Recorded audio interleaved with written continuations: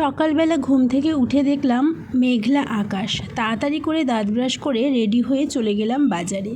দেখলাম বাজার পুরো ফাঁকা, দুটো মাত্র সবজিওয়ালা, দুটো মাত্র মাছওয়ালা। একজনের কাছে আবার মাছই নেই, শুধু মাছের ডিম নিয়ে বসে আছে। কী মাছ নেব।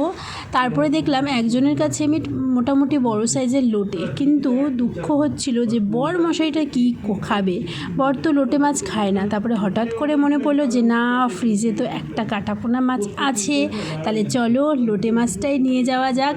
আর লোটে মাছ খেতে তো আমিও ভালোবাসি, শ্বশুরমশাইও আই থিঙ্ক ভালোবাসে, বা ভালো না বাসলেও খেয়ে নেবে। কিন্তু বরটা ভালোবাসুক বা না বাসুক, যেটা ওর পছন্দ নয় সেটা ও খাবেই না। তাই আজকে বানিয়ে নিলাম হচ্ছে লোটে মাছের ঝুড়ো, আর সাথে বানিয়েছিলাম ডাল, আলু ভাজা। তোমরা যদি খেতে চাও তো চলে আসো, অবশ্যই ভিডিওটায় লাইক দিয়ে সাবস্ক্রাইব করে এসো।